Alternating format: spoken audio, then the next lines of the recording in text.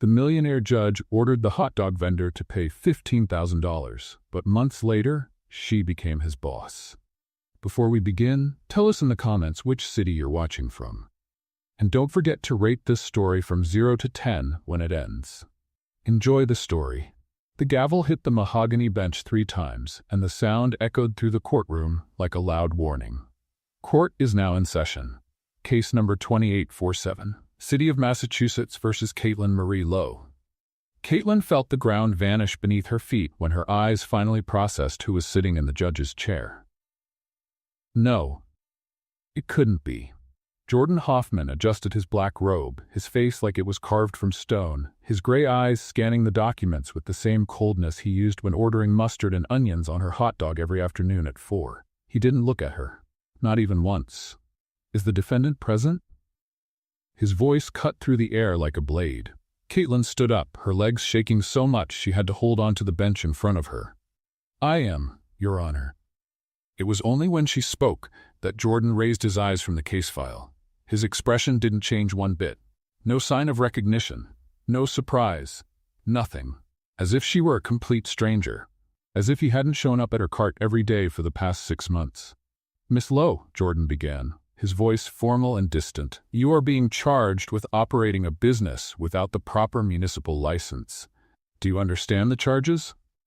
I do, but the fine was $15,000 with a 7-day deadline for payment.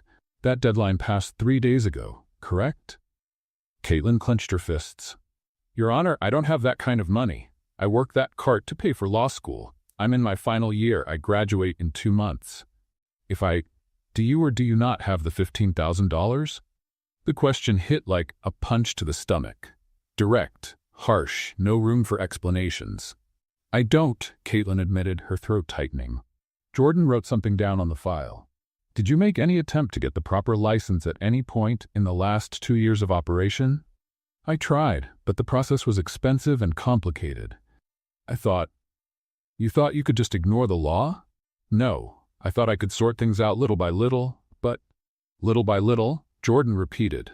And for the first time, there was a different tone in his voice. It wasn't anger, it was worse. Disappointment.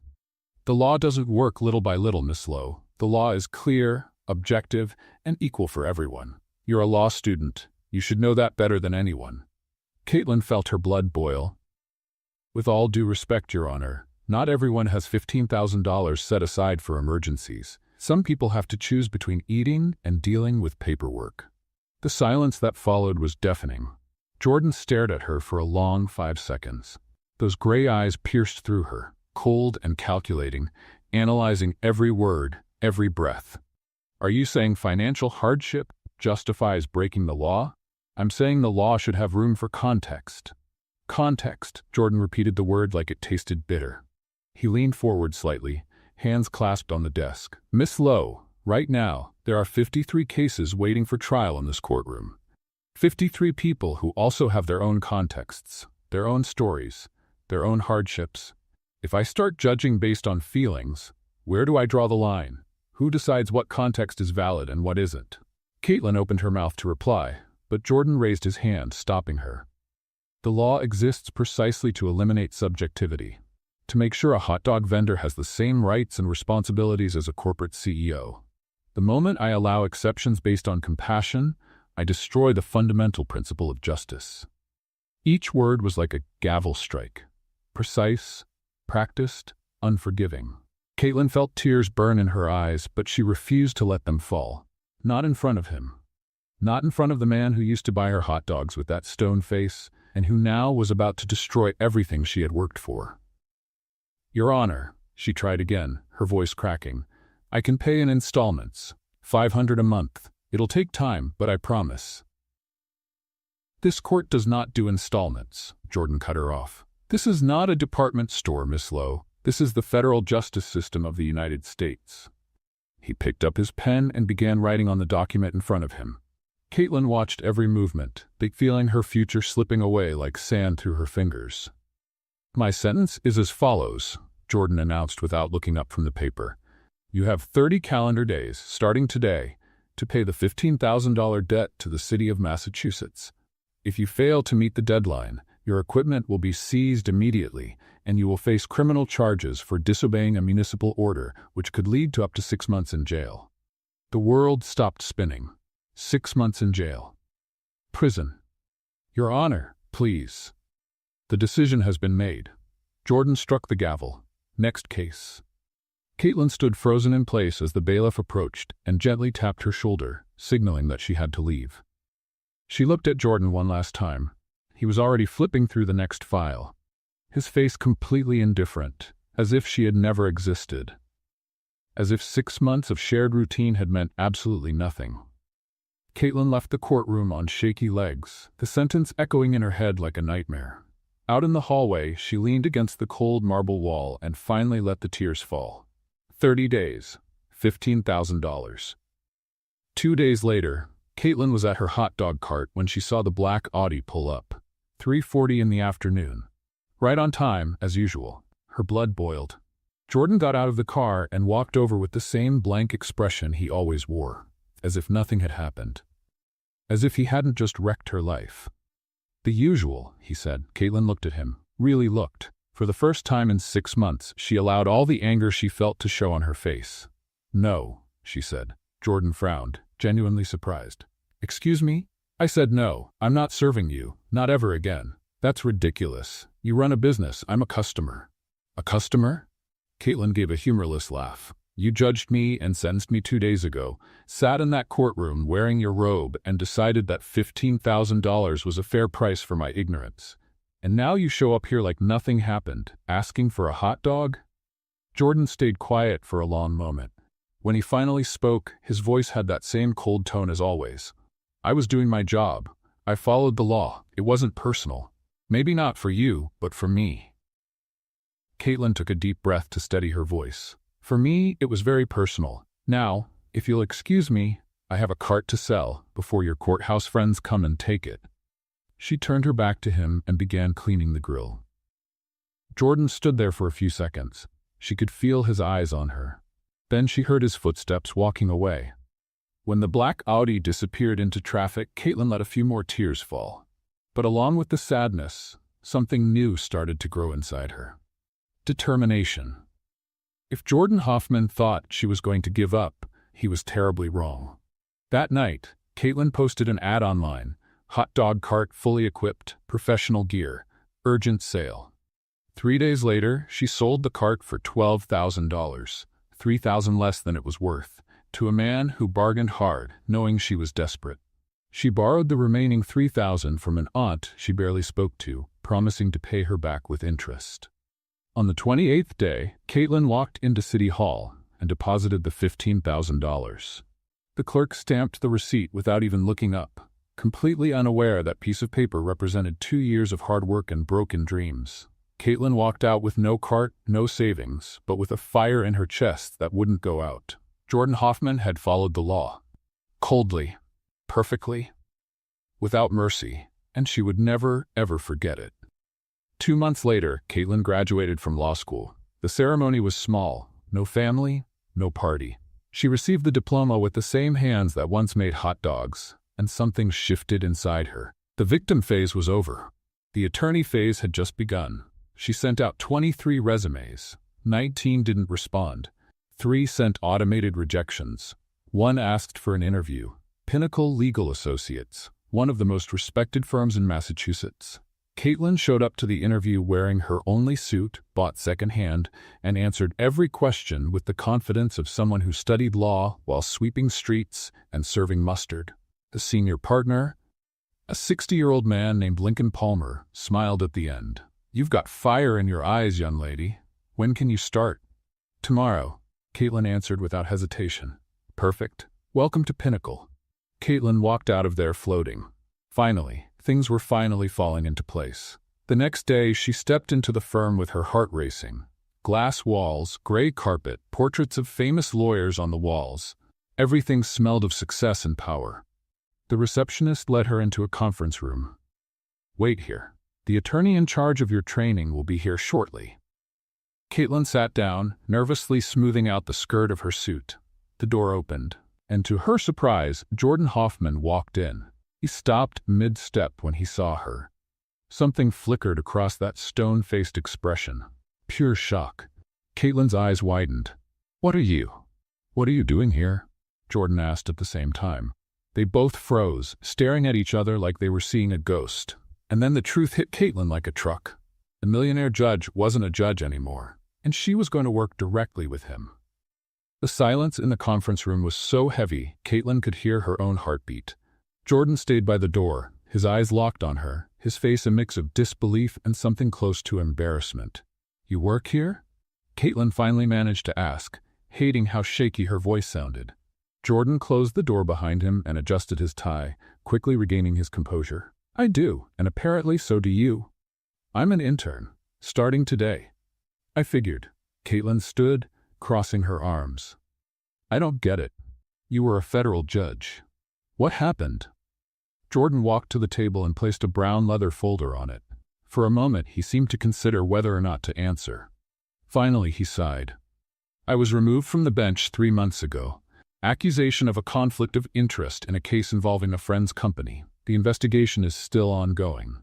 Caitlin felt a strange twist in her chest. It almost felt like satisfaction, but there was real curiosity too. Were you guilty? Jordan's eyes met hers, cold as ever. No, but they removed you anyway? The law doesn't care about innocence during an investigation, only procedures. He said it without irony, like he was quoting a textbook. In the meantime, my assets were frozen and I had bills to pay. Lincoln Palmer offered me a position here. I accepted. Caitlin processed the information. The powerful Judge Jordan Hoffman, now just an associate lawyer. Part of her wanted to feel sorry for him. The other part, stronger and louder, remembered the $15,000 and the cold way he had slammed down that gavel.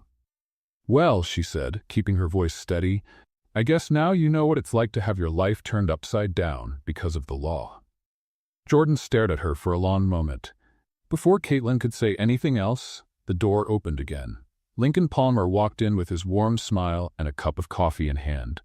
Great, you two have met? He pulled out a chair and sat down. Jordan, this is Caitlin Lowe, our new intern. Caitlin. Jordan will be your mentor for the next 6 months. Caitlin felt her stomach drop. Mentor? Yes. Jordan might be going through some personal things right now, but he's one of the sharpest lawyers I've ever worked with. You're going to learn a lot from him. Jordan didn't react, but Caitlin swore she saw a muscle twitch in his jaw. Lincoln went on, completely unaware of the tension in the room. I've got the perfect case for you two. Young client, accused of breaching a contract with a former employer. Simple, but it requires careful research. Jordan, you supervise. Caitlin, you handle the bulk of the legal research. Mr. Palmer, Caitlin began, choosing her words carefully. Is it possible for me to work with another attorney? Not that I don't appreciate the opportunity, but... Is there a problem with Jordan? Lincoln interrupted, raising an eyebrow. Caitlin looked at Jordan, who watched her with that annoyingly blank expression. She could tell him. She could explain about the trial, the $15,000, how that man had been her client for months, and then sentenced her without blinking. But that would sound like complaining, like weakness. Like she couldn't handle the situation. No problem, she lied. Perfect. Lincoln clapped his hands and stood up. The case files are in room 304. I want a preliminary report by tomorrow morning. Have fun. He left, leaving Jordan and Caitlin alone again. You could have told him the truth, Jordan said once the door closed. And you could have said you knew me when Lincoln hired me. I didn't know you had been hired. How convenient. Jordan picked up the folder and headed for the door. Room 304. 5 minutes. Don't be late. Wait. Caitlin took a few steps toward him. We need to set a few rules if we're going to work together. Jordan turned slowly. Rules? Rule number 1. What happened in court stays in court. Here we're just co-workers. Nothing more.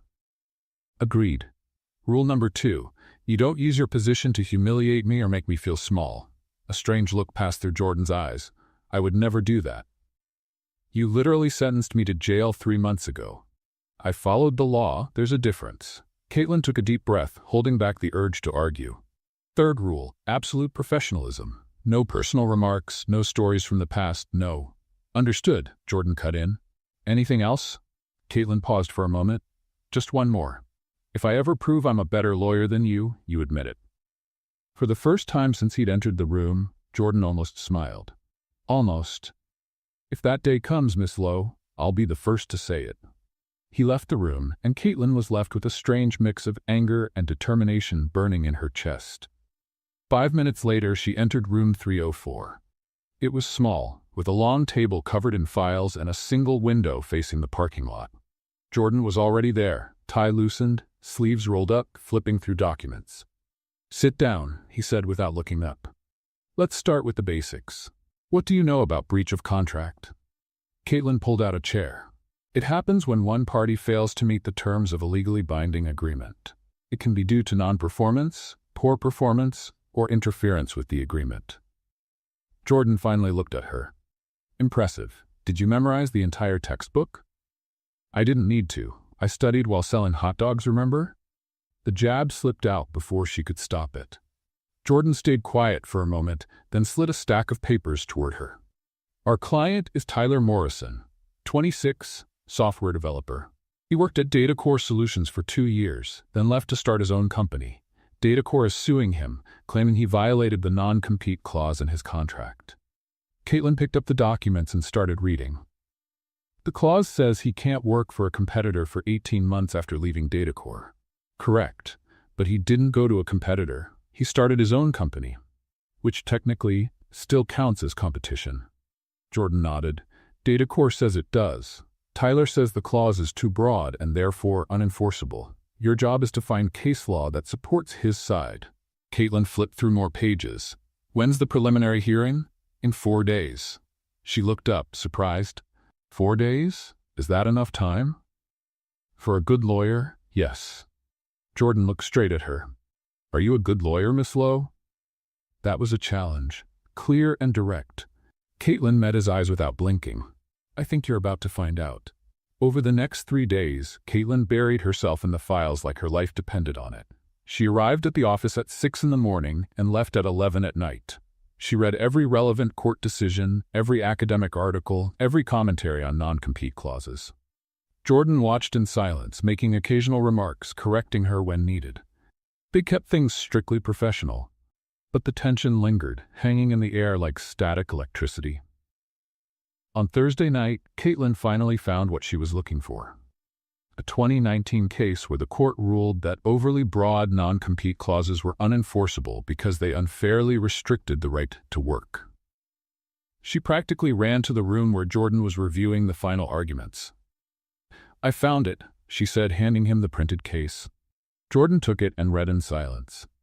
Caitlin watched his expression shift, surprise, then thoughtfulness, and finally, approval. "This case is perfect," he said. "How did you find it?" "I looked for cases where professional freedom outweighed corporate interests. I thought like someone whose life had once been controlled by rigid rules." The jab didn't go unnoticed. Jordan looked up from the papers. "You're good at this. Binding case law, turning personal experience into legal strategy." It was the closest thing to a compliment she'd ever gotten from him. Caitlin felt something strange in her chest, but pushed it aside. "Thank you. So we'll use this tomorrow?" Jordan nodded. "We will. Good work, Miss Lowe." And for the first time since they started working together, Caitlin smiled. The next morning, Caitlin arrived at the courthouse with her stomach in knots. Not because of the case itself, but because she was standing next to Jordan in the same building where everything had started months earlier. The memories were still too fresh. Tyler Morrison was waiting for them on the courthouse steps. He was a young man with messy brown hair, black-rimmed glasses, and a nervous expression that reminded Caitlin of herself during that fateful hearing. "Mr. Hoffman, thank you for coming," Tyler greeted Jordan, shaking his hand a little too firmly. "This is the job," Jordan said, then pointed to Caitlin. "This is Caitlin Lowe, my assistant on the case." Assistant. The word irritated Caitlin, but she kept her professional smile as she greeted Tyler.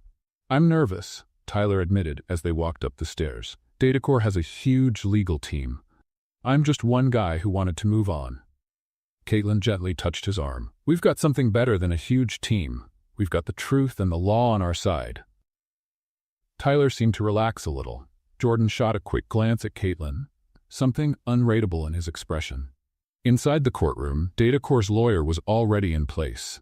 Harold Pemberton was in his 50s, wearing a flawless pinstriped suit, carrying a leather briefcase, and flashing a smile that didn't reach his eyes. "Hoffman," he greeted Jordan with a nod. "Heard you've taken a step down. Who would have thought we'd be facing each other instead of you sitting up there?" Caitlin saw Jordan's jaw tighten, but his voice stayed calm. "Pemberton, always a pleasure." "Pleasure?" Pemberton laughed. "Let's see if you still feel that way after I win this case." The judge entered, a middle-aged woman named Catherine Walsh, and everyone stood. Caitlin noticed how Jordan watched every move, every gesture in the courtroom with painful familiarity. This used to be his world. The hearing began with Pemberton presenting Datacor's arguments. His voice was confident, almost smug. "Your Honor, the case is simple. Mr. Morrison signed a contract that clearly prohibits competition for 18 months after leaving the company. He broke that agreement by starting a business in the same field. The law is clear." Judge Walsh took a few notes.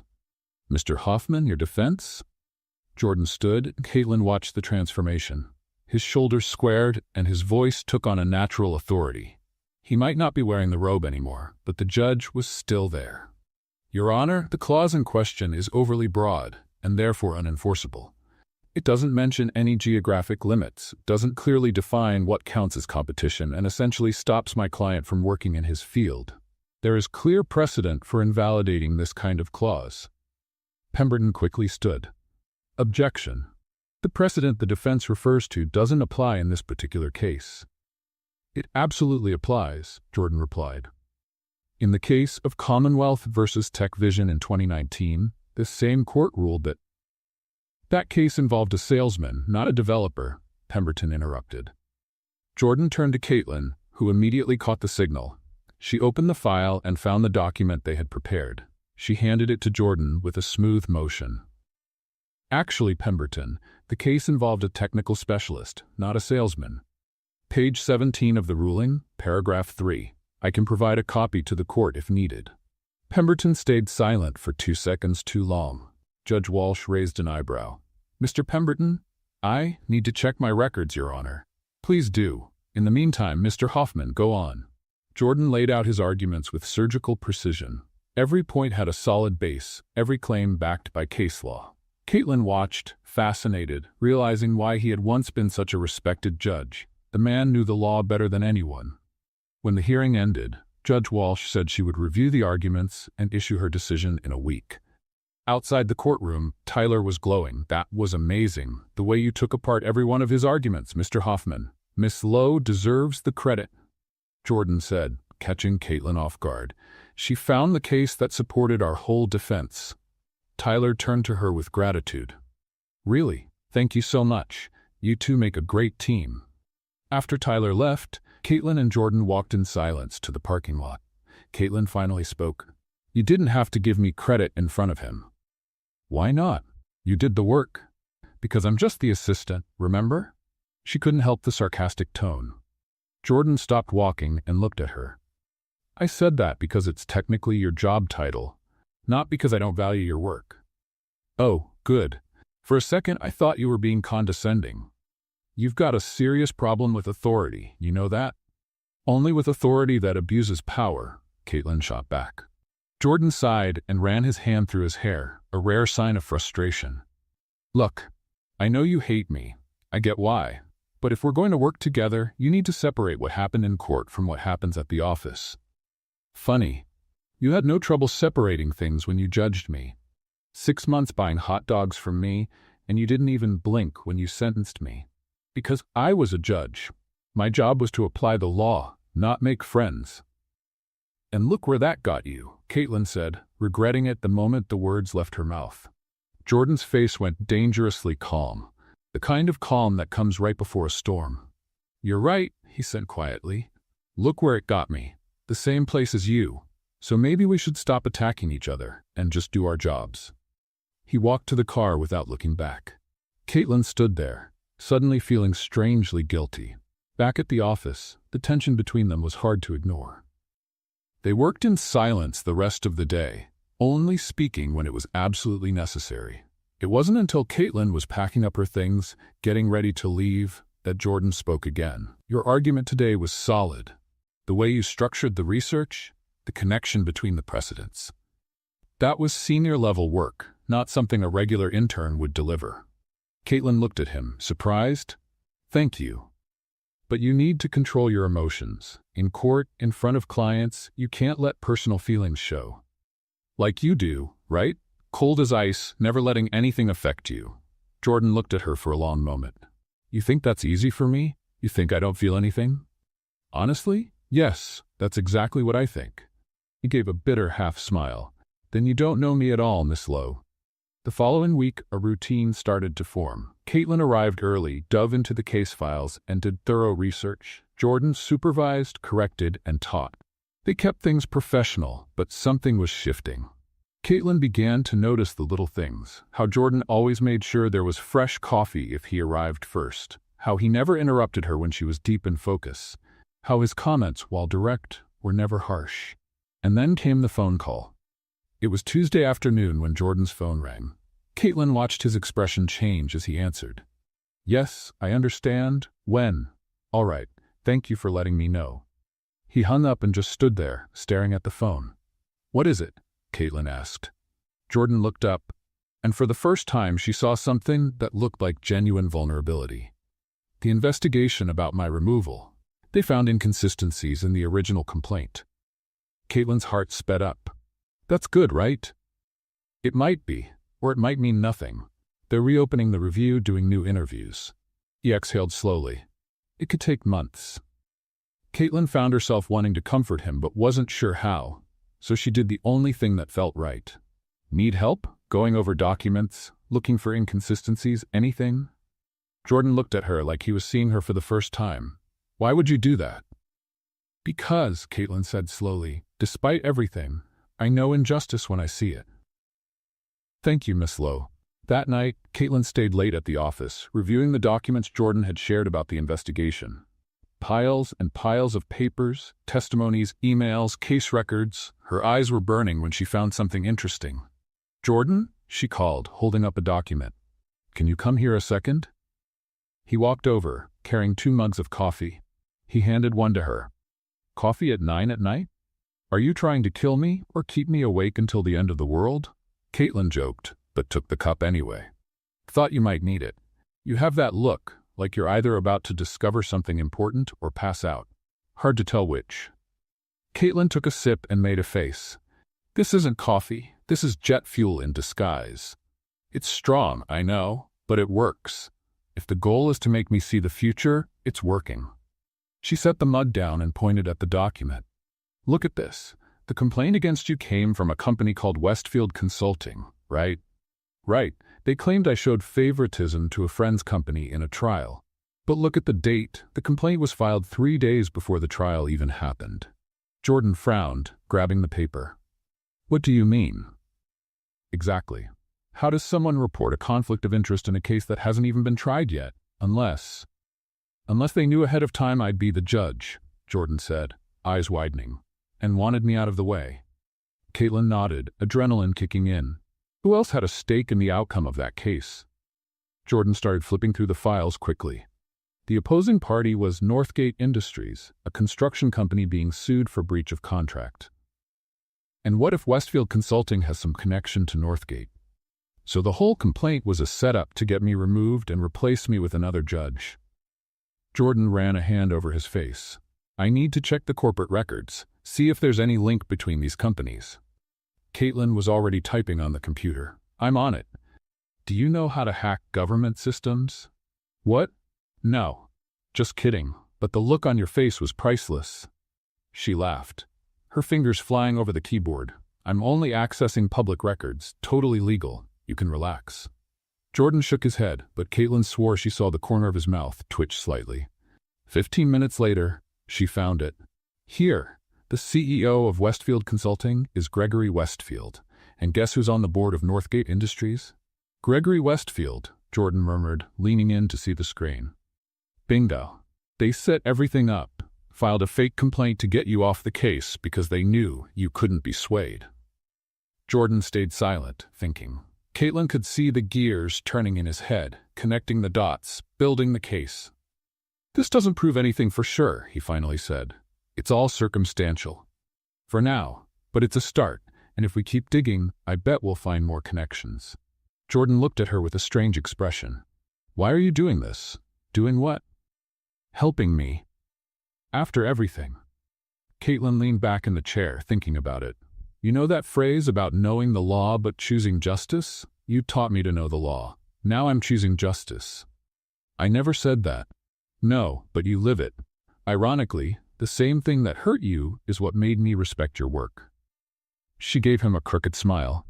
Besides, I'm stubborn. If I think something's wrong, I can't just ignore it. I've noticed. In the following days, Caitlin and Jordan worked together, investigating the ties between Westfield and Northgate. It was slow, tiring work, but every little discovery brought them closer to the truth, and closer to each other. On Thursday, Caitlin brought sandwiches for lunch and found Jordan trying to fix the office printer, which had jammed for the third time that week. Need help, or are you going to keep hitting it until it confesses its crimes? Caitlin asked, leaning on the doorway. This cursed machine doesn't work. Have you tried asking nicely? Jordan looked at her with a mix of frustration and amusement. Are you suggesting I talk to the printer? Hey, you talked to me when I sold hot dogs. Oh wait, no, you just grunted your orders. I didn't grunt. One hot dog, mustard and onions, Caitlin imitated his deep, serious voice. Sounded exactly like a fancy grunt. Jordan gave up on the printer and turned toward her. I was polite. You were robotic. And yet you served me every day. You were a paying customer. I would have served a bear if it had $5. Caitlin held out the sandwich. Now eat this before I change my mind. Jordan took the sandwich, and for the first time, she saw what looked like a full, genuine smile. Thanks. You're welcome, Your Honor. I'm not a judge anymore. Once a judge, always a judge. It's like royalty. You can lose the crown, but the fancy posture stays forever. Fancy? Extremely. You walk like the floor should thank you for letting your expensive shoes touch it. Jordan laughed, a real laugh, short but sincere. You're impossible. I've heard that before, usually from people who later admit I was right. They ate in a quiet, easy silence, completely different from the tension of the first few days. Caitlin realized she was starting to see Jordan not as the cold judge who once sentenced her, but as a complex man with his own battles.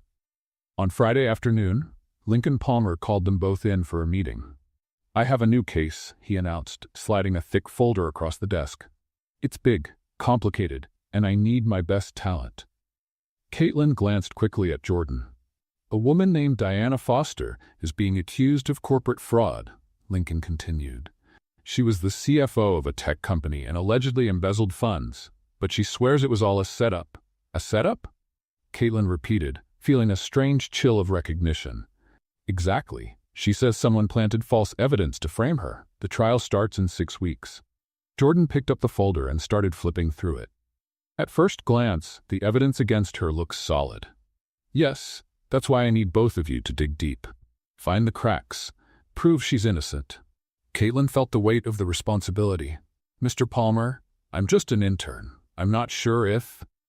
You found the legal loophole that won the Morrison case, Lincoln interrupted. And I've heard you're helping Jordan with his personal investigation.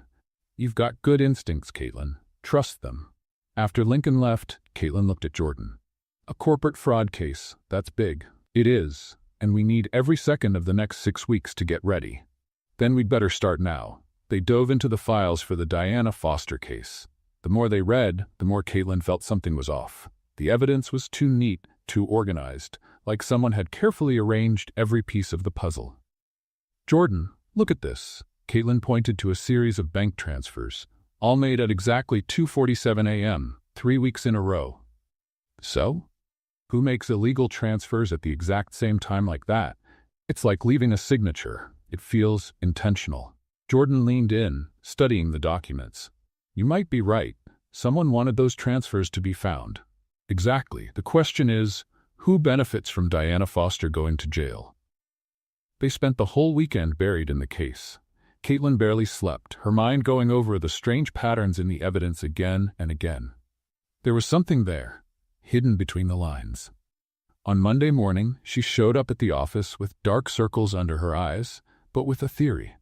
What if the chief accountant was involved? She said to Jordan as soon as she saw him. He had access to the same systems Diana did. He could have made the transfers and changed the records to make it look like she did it. Jordan thought about it. We need proof. System access logs, emails, anything that shows he had a motive. I already requested the logs. They should arrive today. Jordan looked at her with something close to admiration. You don't sleep, do you? I do, just not much. Caitlin gave a tired smile. Coffee is my best friend now. Coffee and stubbornness. Good combination. The logs arrived late that afternoon. Caitlin went through them line by line, looking for anything unusual. And then she found it. Jordan, she almost shouted. The accountant, James Peterson, logged into the financial system 15 minutes before every suspicious transfer. And look at this, he sent an email to an outside address right after each one.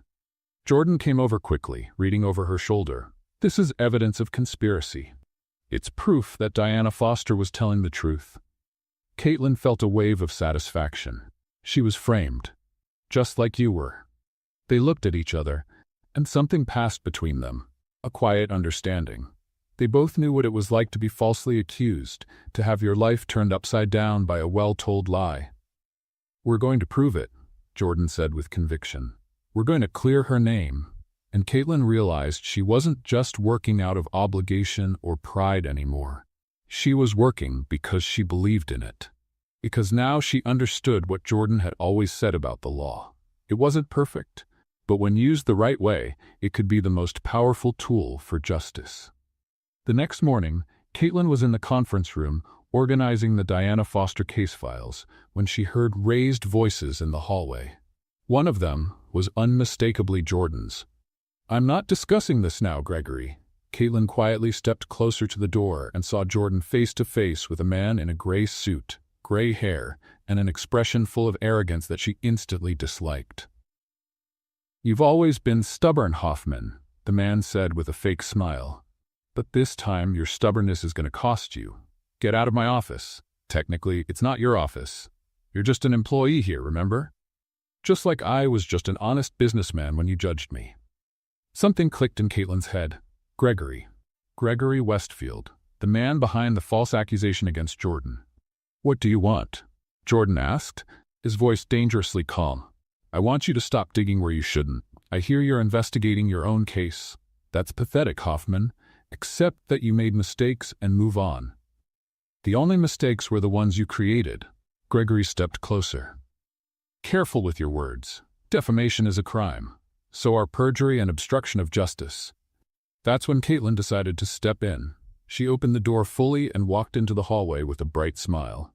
Hi, sorry to interrupt this fascinating reunion of former enemies, but Jordan, Lincoln's looking for you, said it was urgent. Jordan looked at her, surprised. Gregory turned too, sizing her up with cold eyes. And you are? Caitlin Lowe, intern, amateur investigator, and defender of lost causes. Nice to meet you. She held out her hand with exaggerated cheer. Gregory ignored it. An intern. How lovely.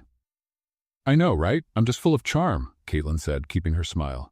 But seriously, Jordan, Lincoln seemed pretty impatient. Something about that case we're working on, the corporate fraud one, with all the planted evidence? She emphasized the last words while looking directly at Gregory. The man visibly stiffened. Planted evidence? He repeated, yeah. You know how it goes. Someone setting someone else up, creating fake proof, ruining reputations, terrible things done by terrible people. Caitlin tilted her head. But I'm sure you don't know anything about that, do you? Gregory looked from Caitlin to Jordan, then gave a forced smile. I have better things to do than talk to insolent interns. Hoffman, you've been warned. He walked off, and as soon as the elevator doors closed, Jordan turned to Caitlin. Lincoln's not really looking for me, is he? Of course not. But that guy needed a distraction before you did something you'd regret. Like punch him in the face? Exactly. And that would set back your whole rehabilitation process. Caitlin crossed her arms. So, that was the famous Gregory Westfield?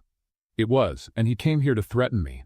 I noticed. He looks like the kind of guy who threatens people before breakfast. Jordan ran a hand through his hair, frustrated. So that, he's nervous. The investigation must be getting close to something. Good. Nervous people make mistakes. Caitlin smiled, and we'll be right here to catch every single one. That afternoon, something unexpected happened. Caitlin was in the records room looking for old files when she found a box with Jordan's name on it. Curiosity won over professionalism, and she opened it. Inside were newspaper clippings, every one of them about cases Jordan had presided over. She started reading and was surprised.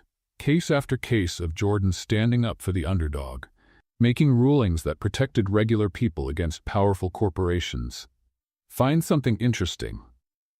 Caitlin jumped, nearly dropping the box. Jordan stood at the door, watching her. I'm sorry, I shouldn't be going through your stuff. Jordan walked in and picked up one of the clippings. This was my first case as a judge. A family was being evicted by a bank.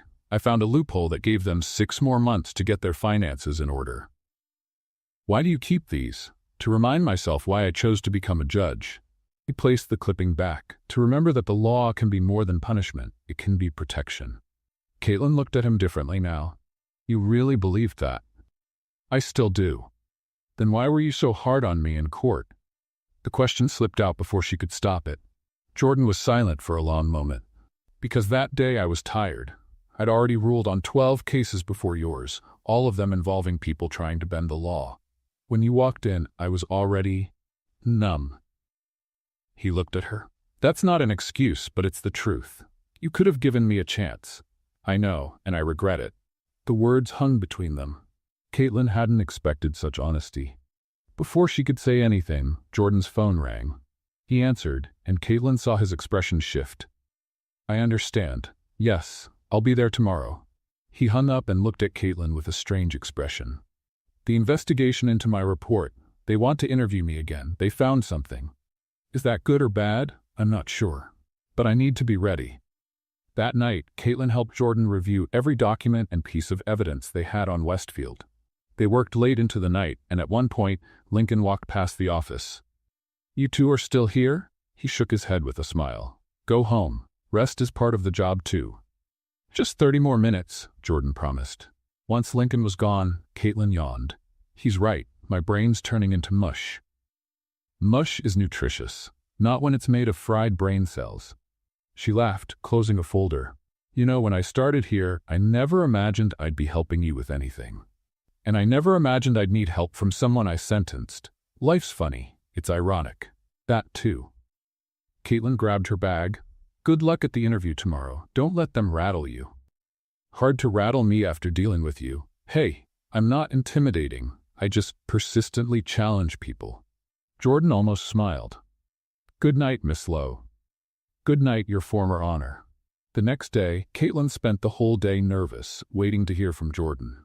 When he finally returned to the office late in the afternoon, she practically ran to him. Well, what happened?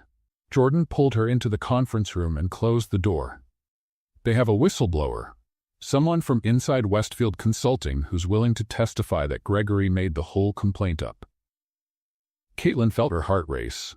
That's amazing. Who is it? I can't say yet, but the investigation's moving fast. They could have a decision in a few weeks. Jordan, that means you might get to be a judge again. He nodded slowly, but his expression was odd. Maybe.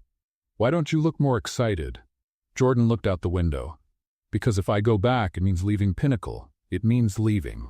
He didn't finish the sentence, but Caitlin understood. It meant they wouldn't be working together anymore.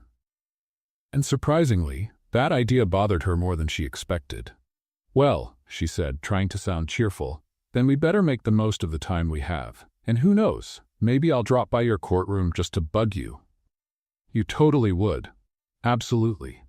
They laughed, and the tension eased. But something had changed. A new awareness that their time working together might be coming to an end. And neither of them quite knew how they felt about that. 3 days later, Caitlin and Jordan presented the evidence about James Peterson to the prosecutor handling the Diana Foster case. The reaction was immediate. Peterson was summoned for questioning and, faced with access logs and suspicious emails, he confessed everything. He had set Diana up so he could take her job as CFO. When Diana Foster heard the news, she showed up at the Pinnacle office with tears in her eyes. You saved my life, she said, holding Caitlin and Jordan's hands. I was about to lose everything. My career, my reputation, my freedom. We were just doing our job, Jordan said with his usual modesty. Caitlin, though, couldn't help herself. Actually, it was mostly my job. He just supervised while I did the hard part. Jordan gave her that look that said, "Really?" Diana laughed. "Well, thank you both, especially this persistent young lady." After Diana left, Jordan turned to Caitlin. "Mostly your job?"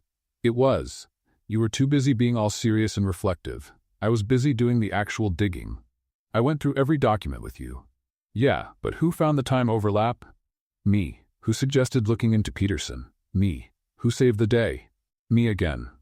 "Your humility is truly inspiring. I learned from the best." "Oh wait, no I didn't. You're never humble." Jordan opened his mouth to reply, but Lincoln appeared in the doorway. "Caitlin, Jordan, my office. Now." His serious tone made them exchange worried glances. They followed Lincoln into his office, where he sat behind his huge desk and watched them for several long seconds. "The Diana Foster case was handled brilliantly," he finally said. "Thank you, sir," Jordan replied. "I'm not talking to you, Jordan." Lincoln looked straight at Caitlin. "I'm talking to her." Caitlin blinked, surprised. Thank you? I spoke to the prosecutor. He told me it was your research, your theory about Peterson, that cracked the case. Jordan just supervised." "Well, he did more than just—" "Caitlin," Lincoln interrupted, "just accept the compliment. You did an outstanding job, senior-level work." He leaned back in his chair. "The other partners and I had a meeting yesterday. We'd like to offer you a position as junior associate." Silence filled the room. Caitlin felt her heart pounding. "Junior associate? But I've only been an intern for a few weeks.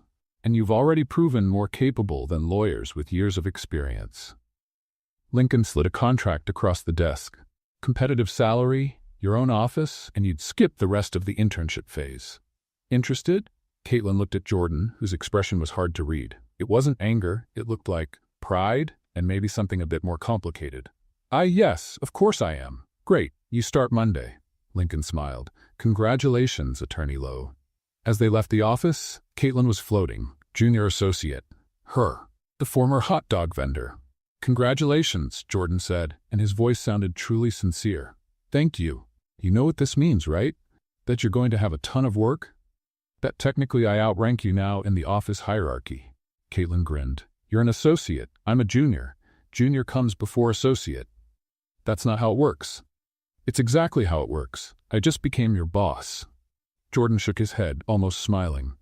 "This is going to your head, isn't it?" "It already has. I'm on cloud 9. By the way, as my first official order, I want coffee." "Go get it." "No." "That was an order, employee. You're not my boss. Hierarchically, I am. Lincoln just said it. He said you're a junior associate, not my supervisor." Caitlin crossed her arms and put on a fake serious face. "Jordan Hoffman, as your superior in the office chain of command, I order you to properly acknowledge my promotion." "And how exactly am I supposed to do that?"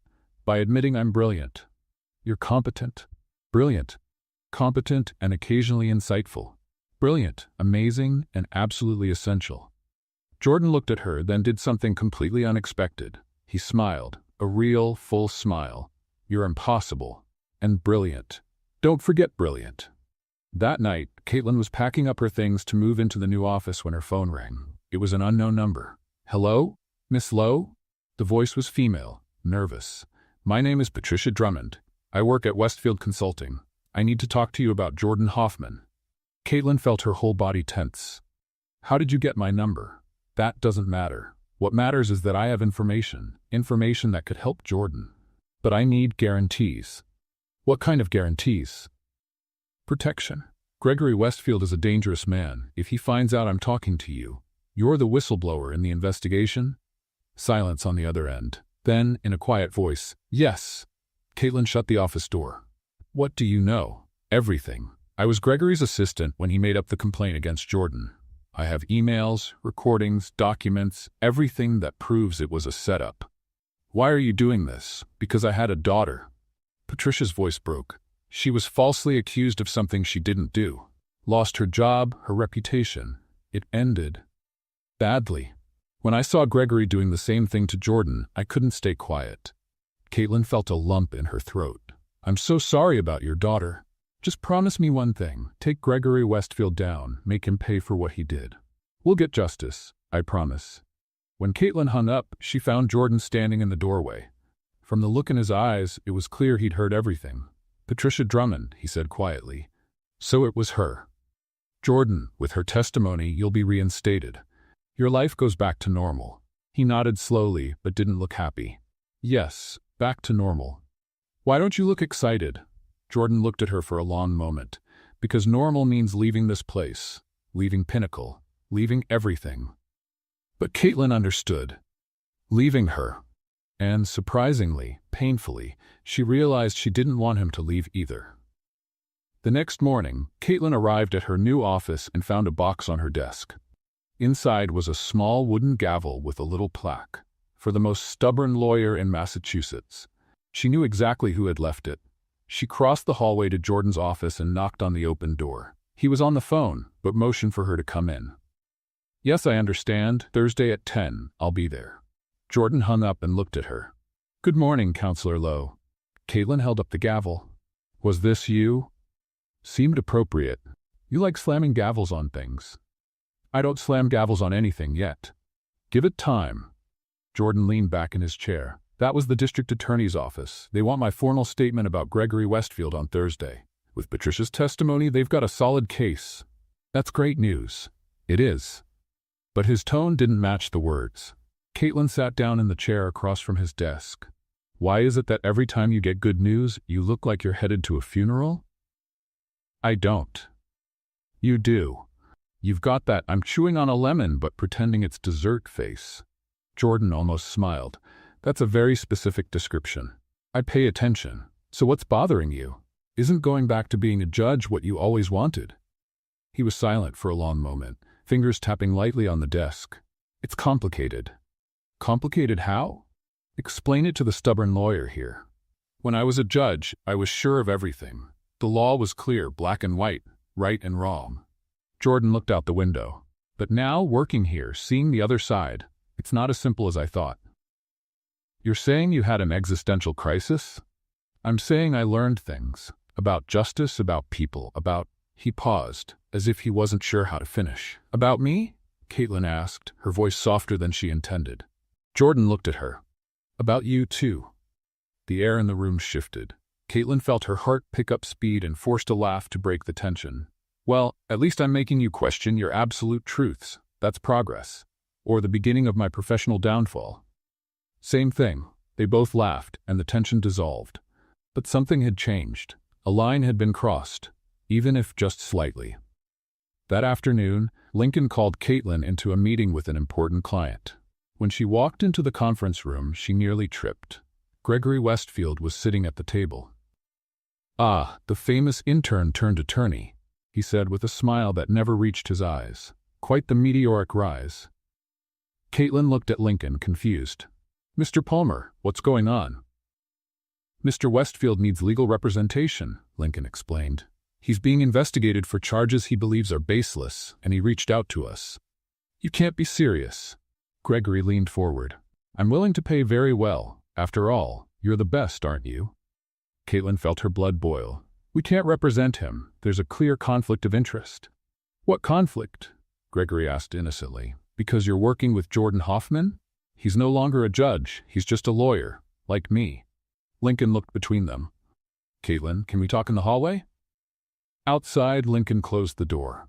"I know there's history between Westfield and Jordan, but this firm can't turn away paying clients without a solid legal reason." "Legal reason?" "He set Jordan up. He faked evidence." "Allegedly. That hasn't been proven in court yet." Lincoln sighed. "Look, I don't like him any more than you do, but if we turn him away without proper justification, he could sue us for discrimination. Then give the case to someone else, not me." "He specifically asked for you, said he was impressed with your work on the Foster case." Caitlin felt sick. "That's ridiculous. It's strategy. He wants to pull you away from helping Jordan." Lincoln placed a hand on her shoulder. "You don't have to take the case, but know that if you refuse, he'll use that against us." Caitlin walked back into the room, where Gregory was waiting with that smug smile of his. "So, Counselor Lowe, will you represent me?" "No." The word came out firm and clear. "Find another lawyer. There are thousands in Massachusetts." Gregory slowly stood up. "What a shame. I thought you were a professional. but I see personal feelings matter more than professional ethics. Professional ethics are exactly why I'm saying no. I know you're guilty. Careful with baseless accusations, Miss Lowe. Slander is still a crime. It's not slander if it's true. Gregory's eyes turned cold. You'll regret this. I doubt it. He left, slamming the door behind him. Lincoln looked at Caitlin with a mix of concern and admiration. You know he might cause trouble for you, right? Let him. I'm not going to help the man who destroyed Jordan's career. When Caitlin told Jordan what had happened, he looked visibly surprised. You turned him down? Of course I did. Did you expect me to say yes? I expected you to think about your career. Turning down a major client on your first day as a junior attorney. My career will survive. Your reputation was already ruined once. I won't help give him a second chance to do it again. Jordan looked at her in a way that made her stomach tighten. Why did you do that? Because it was the right thing to do. Caitlin? No. She cut him off. Don't thank me or try to make me feel like it was a hard decision. It wasn't. Westfield is a liar, and I don't work for liars. Even if it hurts your career, especially if it hurts my career, some things matter more than promotions. She crossed her arms. Besides, if Lincoln fires me for having principles, then this isn't the right place for me. Jordan stayed quiet, then did something unexpected. He stood up, walked over to her, and for a moment it looked like he might hug her. But he stopped just inches away. Thank you, he said softly. You're welcome, your former honor. That evening, as Caitlin was leaving the office, she found Jordan still at his desk. Do you live here now? She asked, leaning against the doorway. I'm reviewing my testimony for Thursday. It has to be perfect. It will be. You're a perfectionist, even when you breathe. Is that a compliment or a criticism? Both. Caitlin walked in and sat down. Can I ask you something? Go ahead. Do you regret it? Judging me the way you did? Jordan stopped writing and looked her in the eyes. Every single day. The raw honesty in his voice caught her off guard. I was so focused on following the law that I forgot the law is meant to serve people, not the other way around, he continued. You were trying to build a better life, and I ruined it with one signature. You didn't ruin it. You just sped it up. Caitlin gave a small smile. If it weren't for that fine, I'd still be at that cart, putting off my dreams. In a way, you forced me to take the next step. That doesn't make it right. No, but it's part of how we got here. She stood up. Now go home. You need to rest before your testimony. Are you giving me orders again? Always. I'm your supervisor now, remember? Jordan shook his head, but he was smiling. Good night, Caitlin. It was the first time he had ever called her by her first name. Good evening, Jordan. And for the first time, she realized she no longer saw him as the cold judge who had sentenced her. She just saw a man trying to do his best. Just like her.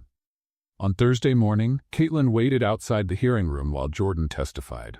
She wasn't allowed in, but Patricia Drummond was inside, along with prosecutors and investigators. 2 hours went by. Caitlin had already had 3 cups of coffee and was starting to consider a 4th when the door finally opened. Jordan came out looking tired but relieved. Behind him, Patricia Drummond walked out quickly, avoiding eye contact with anyone. Well? Caitlin asked as soon as they stepped into the empty hallway. She turned everything in. Emails, recordings, internal documents from Westfield Consulting. All of it proving that Gregory made up the charges against me. That's incredible. The prosecutor said they'll drop the charges against me by the end of the week, and they're opening a case against Gregory. Caitlin didn't think twice. She hugged Jordan right there in the courthouse hallway. He stiffened for a moment, clearly surprised, but then his arms wrapped around her too. You're getting your life back, she whispered against his suit. Yes, Jordan said, though he didn't sound as happy as he should have. When they pulled apart, there was a strange tension in the air.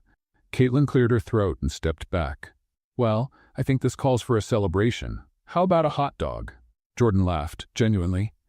You're really never going to let that go, are you? Never. It's part of our story now. Our story, he repeated, like he was testing the words. They ended up at a small cafe near the courthouse. Caitlin ordered an absurdly large sandwich, and Jordan watched as she tried to figure out how to take a bite without making a total mess. Do you have a plan to eat that, or are you just going to dive in and hope for the best? He asked, amused. I'm improvising. Sometimes the best plan is no plan at all. That explains a lot about you. Hey, I do have plans. They're just flexible, chaotic, creative. Caitlin finally managed a bite. See? It worked. Jordan shook his head, smiling. It was strange to see him like this, relaxed, almost happy, so different from the cold man who used to buy hot dogs from her months ago. Can I ask you something? Caitlin said after a few minutes. Sure. Why did you buy hot dogs for me every day? 6 months, same time, same order. Why? Jordan was quiet, turning his coffee cup in his hands, because it was the only part of my day that felt real. Real? Everything in my life was controlled. Schedules, meetings, cases, decisions. But those 5 minutes at your cart were simple. No complications. Just a hot dog and someone who didn't treat me like a judge. I treated you like an annoying customer. Exactly. It was refreshing. Caitlin laughed. You're very strange, you know that? I've heard that before. They finished eating and walked back to the parking lot. Caitlin, Jordan said when they reached his car. I need to tell you something. His serious tone made her stomach tighten. What? I got a call this morning, before the hearing, from the federal court. And? They want to talk to me about returning to the bench, officially. If Caitlin felt like she'd been punched. She knew this was coming, but not so soon. That's great, Jordan. It's what you always wanted. It is. He looked right at her. But it also means leaving Pinnacle, leaving this job, leaving working with you. We knew this would happen eventually. Knowing doesn't make it easier. There was something in his voice, a kind of vulnerability Caitlin had never heard before. She swallowed hard. When's the meeting? Monday. If I say yes, I'll be back on the bench in 2 weeks. 2 weeks. Just 2 more weeks working together. Are you going to say yes? Caitlin asked, already knowing the answer. I don't know. Before I would have said yes without thinking. But now what? Jordan ran a hand through his hair, frustrated. Now I'm not sure I want that life anymore. That coldness, that distance from everything and everyone. I don't know if I'm still that person. Caitlin felt something tighten in her chest. Jordan, you have to do what's right for you. Not for me. Not for Pinnacle. For you. And what if I don't know what's right for me? Then find out. But don't make decisions out of fear of change or nostalgia for the past. They stood there for a moment, looking at each other, and Caitlin realized just how much things had changed. The man she had once hated was now someone she didn't want to see go.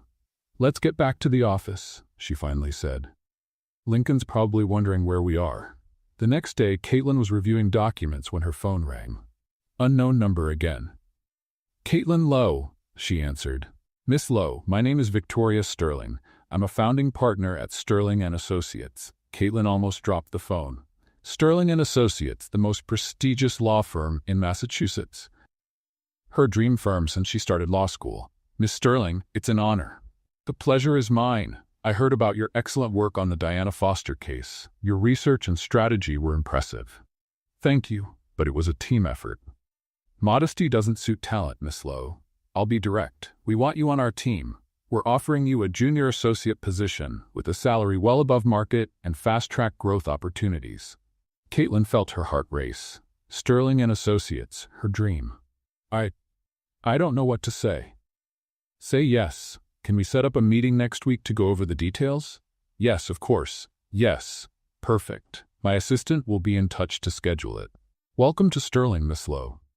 When she hung up, Caitlin sat there in shock for several minutes. Sterling & Associates, she'd made it. After everything, the fine, the struggle, the sleepless nights selling hot dogs, she had made it.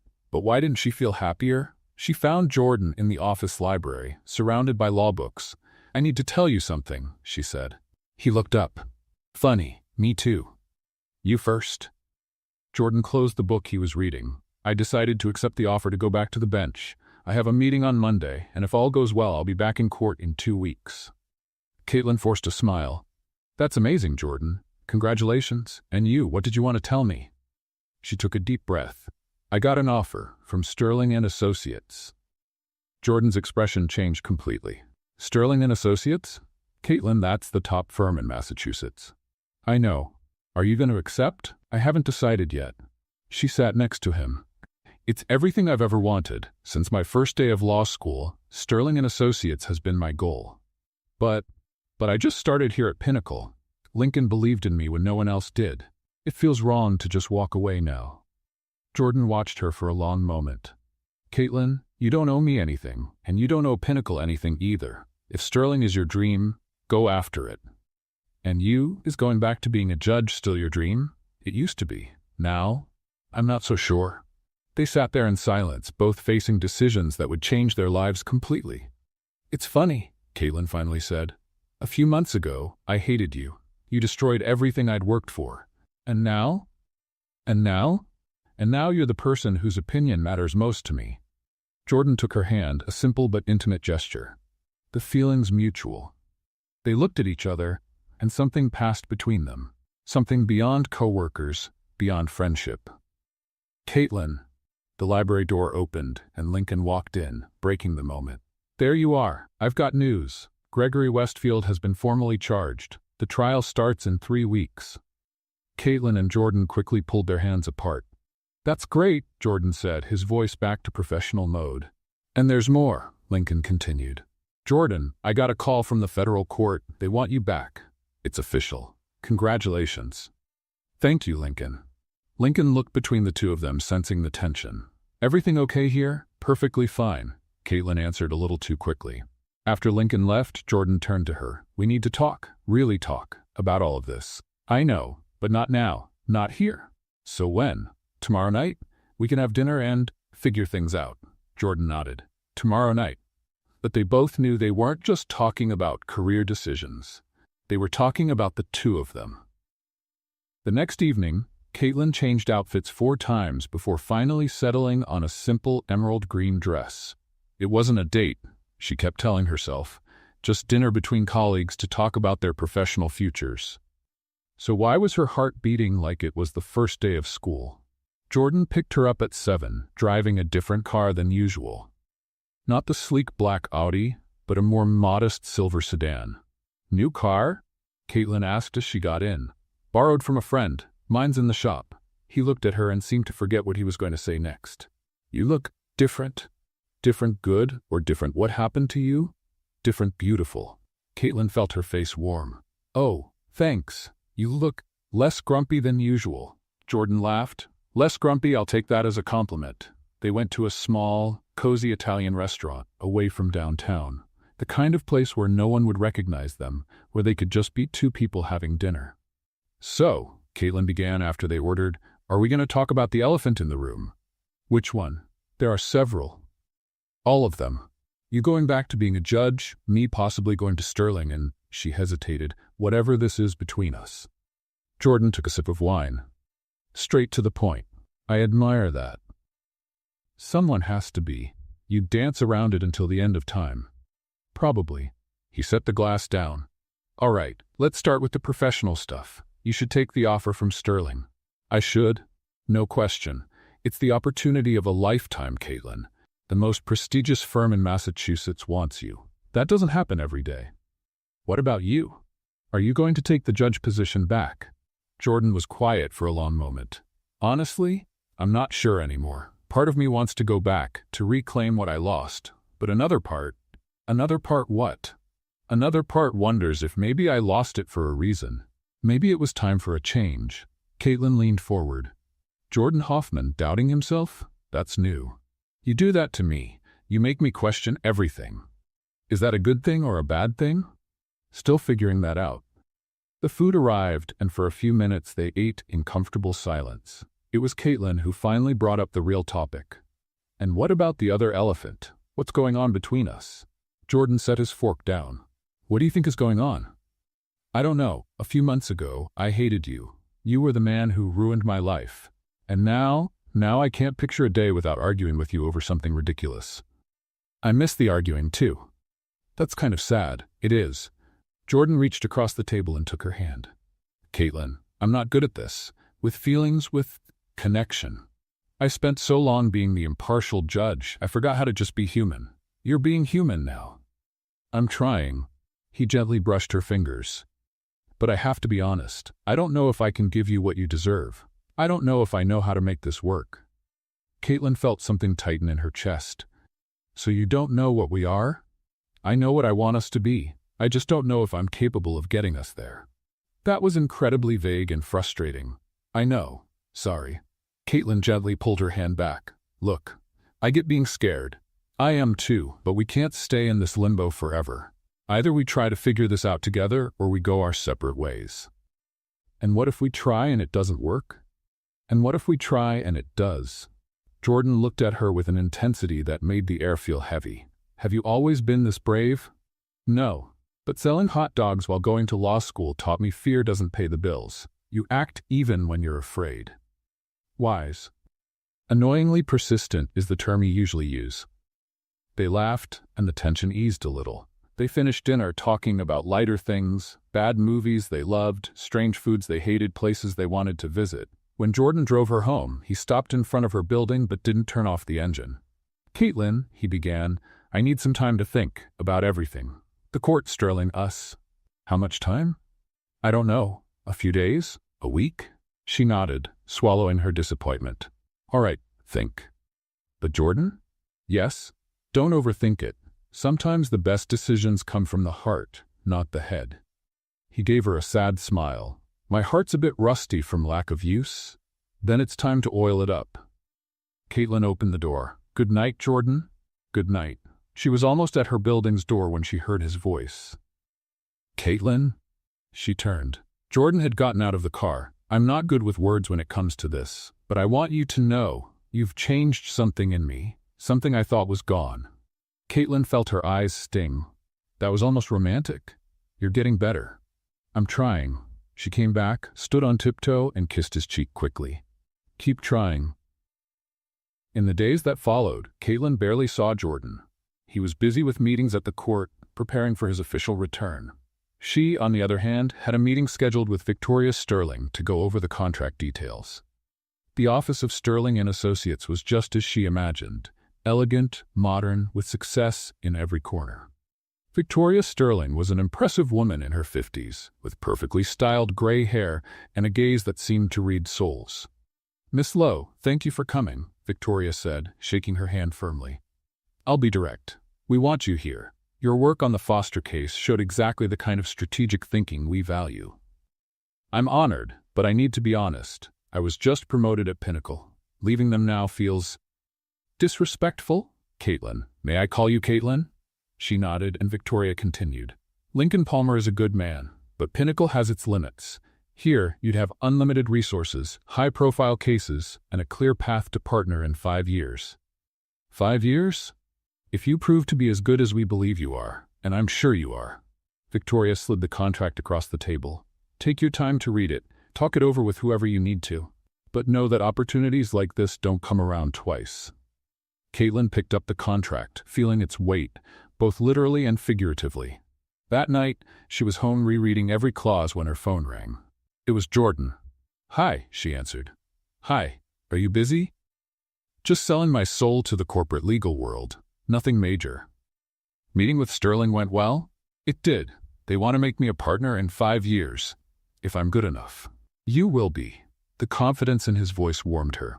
"And you? How was court?" "Official. I go back Monday as a federal judge." Caitlin felt her heart sink even though she knew it was coming. "Congratulations, really." "Thanks, Caitlin. I've been thinking about everything." "And? Can we talk in person tomorrow?" "Sure." "Where?" "There's a place I want to show you." The next day, Jordan took her to a small park by the river. It was quiet, almost empty on a weekday afternoon. "I used to come here when I was deciding whether to become a judge," he explained as they walked. "This place helps me think. It's beautiful. It's honest. No pretensions." He stopped near a bench under a tree. "Caitlin, I've made a decision." Her stomach tightened. "I'm listening." "I'm going back to being a judge. Not because I want my old life back, but because I realized I can be a different kind of judge now. More human, more fair, in the real sense of the word." "That's a good thing, Jordan. And about us?" He hesitated. "I want to try. I don't know how it'll work with you at Sterling and me in court, but I want to try." Caitlin felt tears prick at her eyes. "Really? You taught me that fear isn't a reason not to act, so I'm acting." She hugged him right there, in the middle of the park, not caring who might see. "So does this mean we're," she asked against his chest, "it means we're figuring it out, together." I can live with that. But that same night, everything changed. Caitlin got a call from Lincoln. Gregory Westfield had offered a deal to the prosecution. He would testify against others involved in corruption schemes in exchange for a reduced sentence. And one of the names he gave was someone very close to Jordan. Someone who could destroy everything all over again. Caitlin arrived at the office the next morning earlier than usual. Lincoln was already there with a serious expression she rarely saw. "Sit down, Caitlin." She obeyed, her stomach tight. "Who's the person close to Jordan that Westfield mentioned?" Lincoln slid a folder across the desk. "Thomas Blake. Jordan's best friend since law school. They were practically inseparable." Caitlin felt the air leave her lungs. What did he do? According to Westfield, Blake was involved in the bribery scheme that led to the false complaint against Jordan. Blake was the one who allegedly provided confidential information about Jordan's cases to help fabricate the accusation. That doesn't make sense. Why would his best friend do that? Money. Westfield paid him well, and apparently Blake had huge gambling debts. Lincoln sighed. The worst part is, Jordan trusted him completely, shared case details, asked for advice. Caitlin stood up abruptly. "I have to tell Jordan." "No." Lincoln raised his hand. "This is still confidential. The prosecution doesn't want anything to leak before they have solid evidence.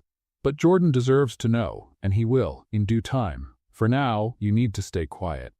Caitlin spent the rest of the day in agony. When Jordan stopped by the office late in the afternoon to pick up some documents, she could barely look at him.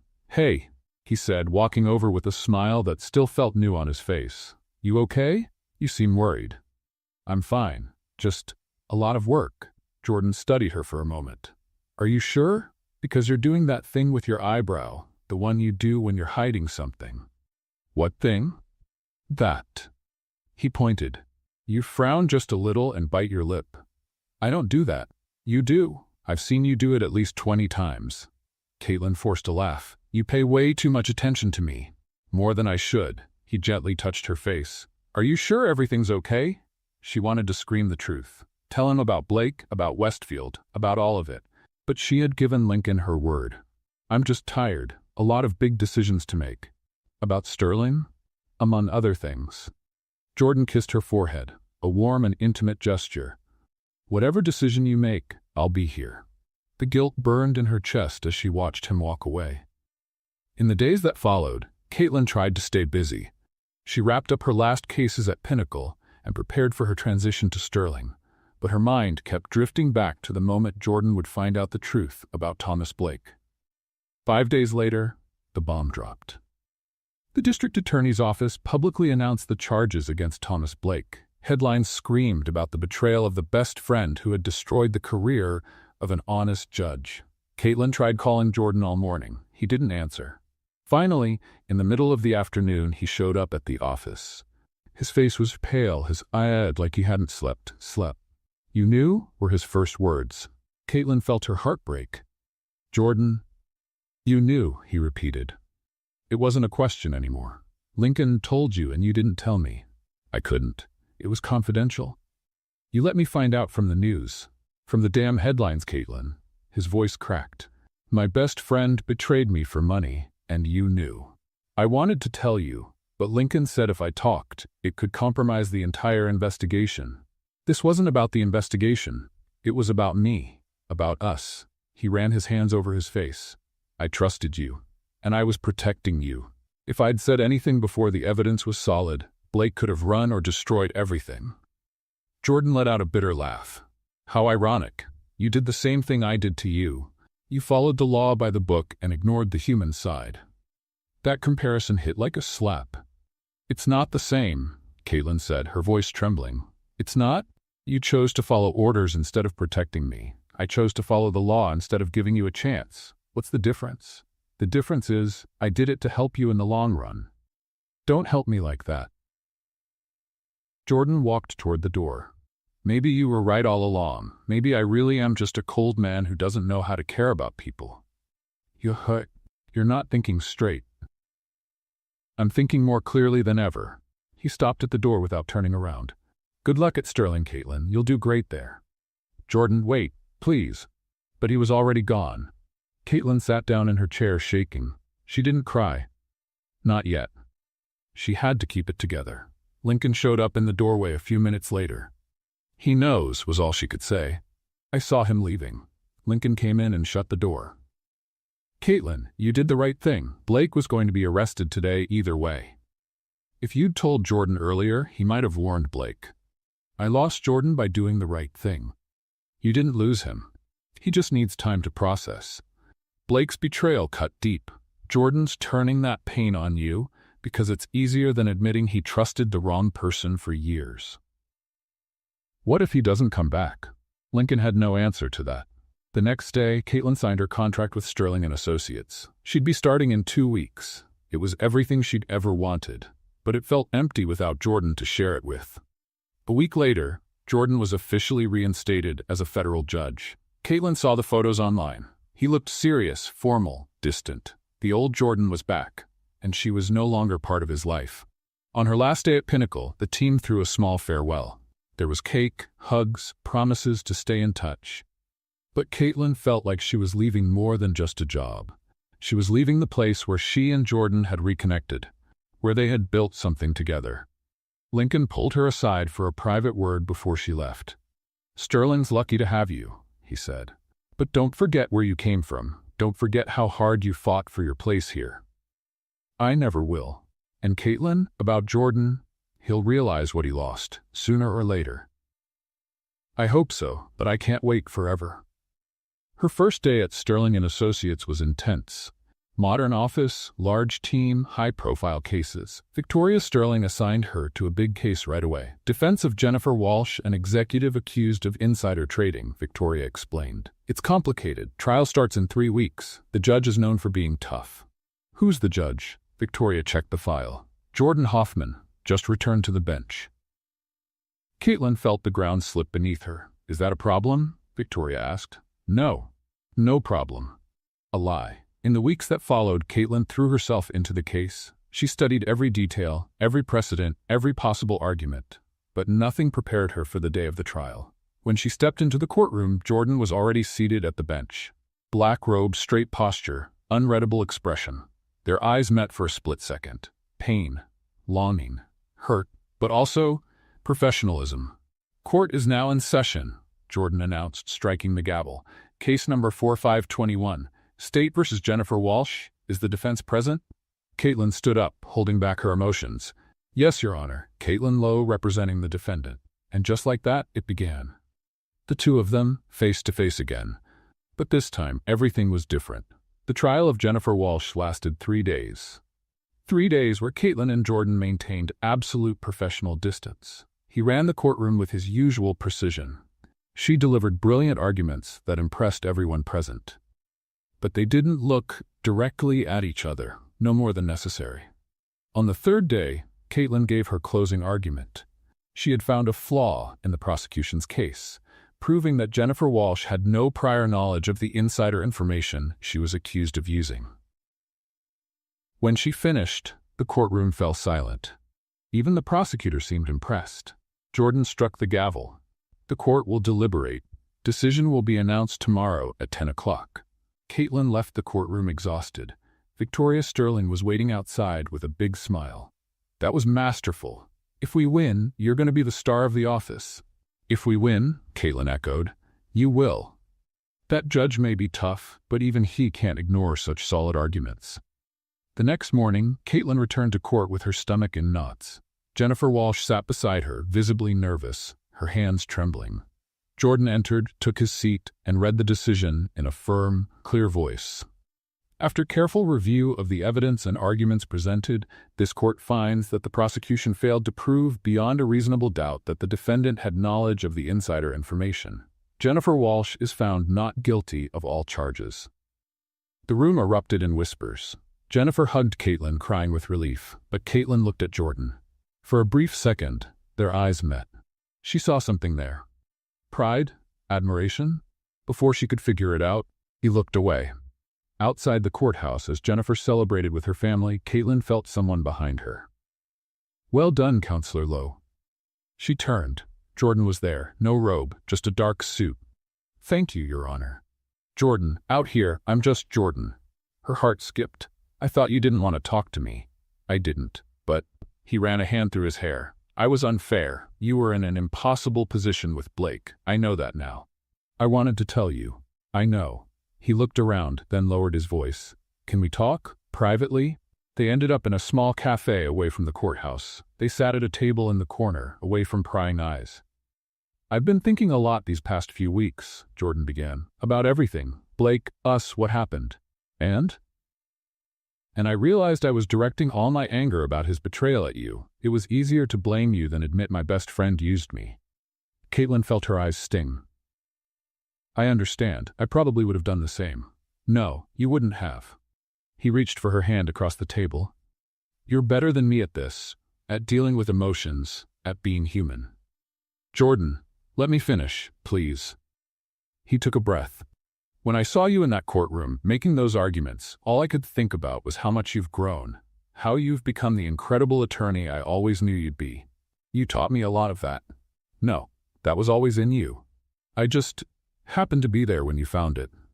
They sat in silence for a moment, hands entwined on the table. So what do we do now? Caitlin finally asked. You're a judge. I'm a lawyer. We're going to keep running into each other in court. I know, and that complicates everything. More than complicates. It makes it nearly impossible. If anyone finds out we have had something, every decision you make on my cases will be questioned. Jordan squeezed her hand. So what are you saying? I'm saying maybe you were right. Maybe we were fooling ourselves thinking this could work.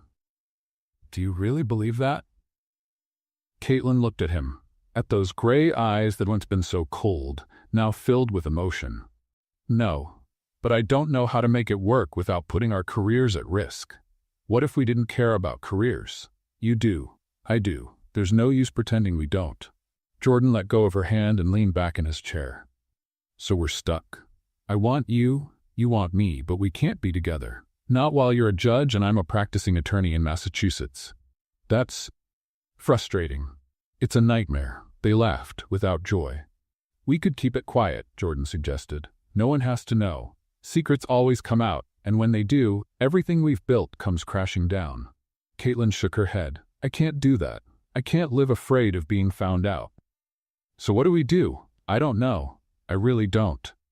Victoria Sterling called that evening, thrilled with the win. Caitlin, you're brilliant. I already have 3 high-profile cases lined up for you. One of them goes to trial next month. That's great. Who's the judge? They haven't assigned one yet, but it'll probably be Catherine Walsh or Jordan Hoffman. Caitlin closed her eyes. Of course. Perfect, she lied. Over the next few weeks, Caitlin and Jordan saw each other in court 3 more times. Always professional, always distant. But the looks were still there, those fleeting glances when no one was watching. Those moments when the world seemed to disappear and it was just the 2 of them. It was during the 4th case that everything changed. Caitlin was presenting emotion when she stumbled over a word, something small, unimportant, but when she corrected herself, she instinctively looked at Jordan. And he was smiling. That small, private smile he reserved only for her. In that moment, Caitlin knew. It didn't matter how much time passed, how many rules existed, how many obstacles stood in the way. She was completely in love with Jordan Hoffman, and from the way he looked at her, the feeling was mutual. After the hearing, he followed her out to the parking lot. Caitlin, wait. She stopped, heart pounding. Jordan, we can't do this. Not here, not now. I know, but I need to say something. What? He looked around to make sure they were alone. I'm tired of pretending, tired of acting like I don't feel anything when I see you. Me too. But, no buts. I love you, Caitlin. I know it's complicated, I know the rules are there for a reason, but I can't deny it anymore. The words hit her like a wave. You, what? I love you. Probably since that day at the hot dog stand when you served me with that look like you wanted to throw me out. Caitlin laughed, tears in her eyes. I really did. I know, and somehow that made me like you even more. Jordan, I love you too. But that doesn't fix our problem. It doesn't.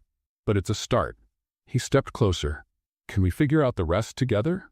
Caitlin knew she should say no. She knew it was risky, complicated, potentially disastrous for both their careers. But when Jordan looked at her that way, nothing else mattered. Yes, she whispered. Let's try. He kissed her right there in the courthouse parking lot where anyone could see them. And in that moment, Caitlin didn't care. But what they didn't know was that someone had seen, and that person wasn't going to stay quiet. 3 days later, Victoria Sterling called Caitlin in for an urgent meeting. When she walked in, it wasn't just Victoria. 2 other senior partners were there too. "Have a seat, Caitlin," Victoria said, her tone formal. Caitlin's stomach dropped. She knew. "We received an anonymous tip," Victoria began, "alleging that you're in a personal relationship with Judge Jordan Hoffman." Caitlin felt her blood run cold. "I can explain." "No need to explain anything. Your personal life is your own." Victoria leaned in. "But I need to know if it's true, because if it is, every case he's ruled on with you could be called into question." Caitlin took a deep breath. Lying would have been easy, but she was tired of hiding. "It's true. Jordan and I have feelings for each other." The 3 partners exchanged looks. "Since when?" one of them asked. "It's complicated. We worked together at Pinnacle before he went back to the bench. The feelings started then." Victoria sighed. "Caitlin, do you understand how serious this is?" "I do, but I've never let it affect my work. Every argument I made was based on merit, not favoritism." "I believe you," Victoria said, "but public perception is what matters. We need a solution. What do you suggest?" "Full transparency. Announce the relationship officially and recuse yourself from any case where Jordan is the judge." Caitlin called Jordan right after the meeting. "They know," she said when he picked up. "Someone told Sterling. I got a call from the judicial board too. They're questioning my impartiality." They met that evening in the park by the river. "So what do we do?" Caitlin asked. Jordan took her hand. "We do it differently. No hiding, no lying. We disclose the relationship and set clear ethical boundaries. People will talk. Let them talk. We know the truth." The next day, Jordan submitted a formal statement to the judicial board, explaining the relationship and pledging to recuse himself from any case involving Caitlin or Sterling. She did the same at her firm. The response was surprisingly positive. Victoria even smiled. "That was mature and professional. You're staying here, Caitlin. Now show me you're as good as I know you are." In the weeks that followed, Caitlin won 3 major cases. None of them were judged by Jordan. Her reputation was growing on its own merit. Jordan maintained his integrity as a judge, respected and admired. And together, between quiet dinners and peaceful weekends, they were building something solid. One Friday, Jordan showed up at her office with a small suitcase. "Pack your things. We're going away." Caitlin looked up from the documents. "Going where?" "It's a surprise. All I know is you need a weekend away from legal briefs, and I need a weekend away from robes." Jordan Hoffman being spontaneous? "Who are you, and what did you do with the grumpy judge?" "He's slowly retiring. Now come on, before I change my mind." 3 hours later, they were in Cape Cod. At a small seaside inn. The room had an ocean view, and the sound of the waves was the only thing they could hear. "How did you find this place?" Caitlin asked, amazed. "I used to come here when I was younger, before I became the serious, boring judge you met." "You were never boring, just overly professional." "Same thing."